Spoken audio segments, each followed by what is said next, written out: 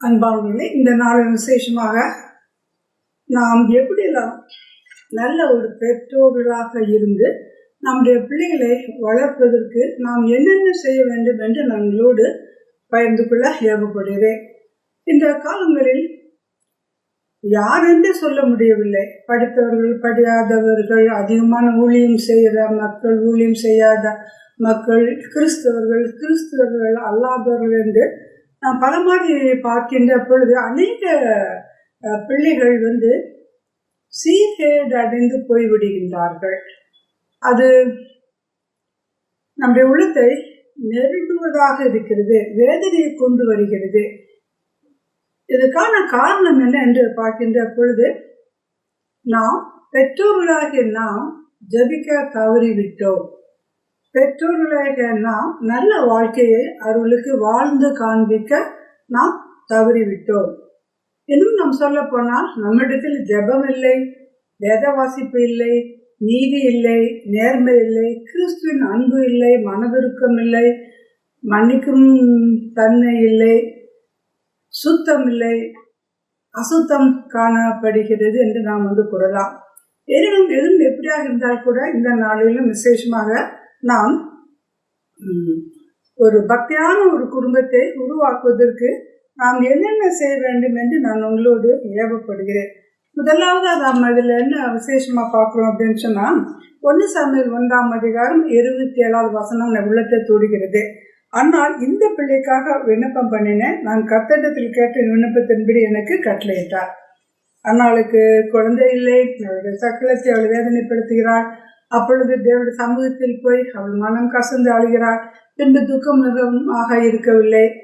தனக்கு கிடைத்த அந்த குழந்தையும் தேவனுடைய சன்னதியில் கொண்டு போய் விட்டு விடுகின்றாள். அது சாமுவேல் என்ற பெரிய தீர்க்கதரிசி நாம் காண்கிறோம். ஒரு காலத்தில் ஆண்டவர் யாரிடமே பேசாமல் இருந்திருக்கிறார். சரியான ஆட்கள் இல்லாத காரணத்தினால் பேசாமல் இருந்திருக்கிறார். ஆனால் கூட மோசையை ஒரு தீர்க்கதரிசி நாம் பார்க்கின்றோம். சாமுவேல் பற்றிய ஒரு தீர்க்கதரிசியை பற்றி நாம் காண்கிறோம். எனவே இதற்காக நாம் என்ன செய்ய வேண்டும் என்று நான் கூட பெருந்து தேவைப்படுகின்றேன். அதாவது நாம் அனைவரும் கடைசி காலத்தில் வாழ்ந்து கொண்டிருக்கிறோம். முந்தைய தலைமுறையில் 50 வயதுக்குள்ள நாலேஜ் எல்லாமே இப்போ 5 வயது பிள்ளைகளுக்கு இருக்கிறதாக நாம் காண்கிறோம். எனவே இந்த பிள்ளைகள் எப்படியாவது அவர்களை திசை திருப்பி விட வேண்டும் என்று பிசாசானவன் பல விதங்களிலும் ஆதி காலத்தில் இந்த காலம் வரை பிசாசானவன் ஏதாவது ஒரு வெப்பன், ஏதாவது ஒரு ஆயுதத்தை வைத்து கொண்டு பிள்ளைகளை தேவனுடைய நாமம் மகிமைப்படும்படி வாழக்கூடாது என்பதற்காக அநேக யுக்திகளை கொண்டு வருகிறார். எனினும் இயேசு கிறிஸ்து நேற்றும் இன்றும் மாறாதவராக இருக்கிறார். அந்த காலம் முதல் இந்த காலம் வரை அந்த போராட்டம் நடந்து கொண்டு இருக்கிறது என்பதை நாம் பெற்றோர்களாக நாம் அதை உணர்ந்து அதற்காக நாம் என்ன செய்ய வேண்டும் என்று நம்மளோடு பகிர்ந்து கொள்ள ஏவப்படுகிறேன். யாத்திராகம் 1:6 நாம் வாசித்து பார்க்கின்ற பொழுது, பார்வோன் இஸ்ரவேலின் எதிர்கால சந்ததியை அழிக்க சதி திட்டம் தீட்டினான். அதே போன்று மத்தேயு 2:16 பாருங்கள். ஏரோது ராஜாவின் காலத்திலும் என்ன பார்க்குறோம் அப்படின்னு சொன்னா, தேவனுடைய ராஜ்யம் மக்கள் மூலம் பரவப்படக்கூடாது, எல்லாரும் பரலோகம் செல்லக்கூடாது, அது நரகண்டம் செல்ல வேண்டும் என்பதற்காக அங்கேயும் என்ன நம்ம பார்க்குறோம், ஒரு சூழ்ச்சியானது ஏற்படுகிறது. ஏராதுவின் ராஜா நாட்டில் நடந்தது போலவும் இப்பொழுதும் பலவிதமான சூழ்ச்சிகள் நம்மை சுற்றி நடந்து கொண்டே இருக்கிறது.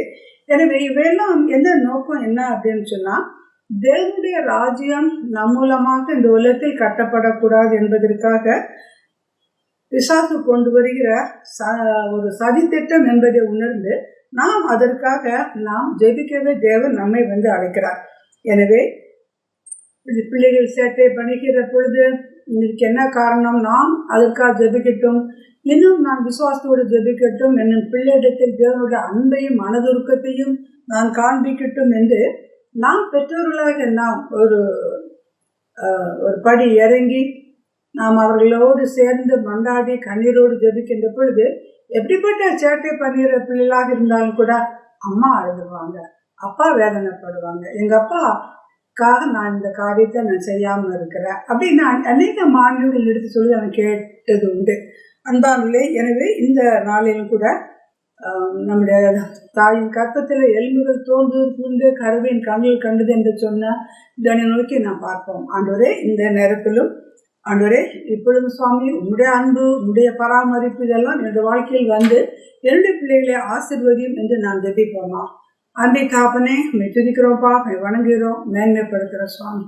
கர்த்தாவே, அநேக பெற்றோர்கள் வேதனோடு இருப்பதை நான் காண்கிறேன். ஆண்டவரே, பிள்ளைகளை குறித்த பாரம், எதிர்காலத்தை குறித்து பாரம், இப்படி எத்தனையோ காரியங்கள் சுவாமி இந்த நேரத்தில் ஆண்டவரே, நாங்கள் தெரிந்து செய்த பாவம், தெரியாமல் செய்த பாவம் எதுவாக இருந்தாலும் ஒரு விஷயம் ஆண்டவரே, எங்களை மன்னித்து ரத்தத்தினால் கழுவி ஆண்டவரே, நாங்கள் செய்த பாவம் எங்கள் பிள்ளையின் சந்ததி மீது வராதபடி ஆண்டவரே, எங்களுடைய பாவத்திற்காக மன்னியும் என்று பெற்றோர்களை நாம் ஜெபிப்போம்.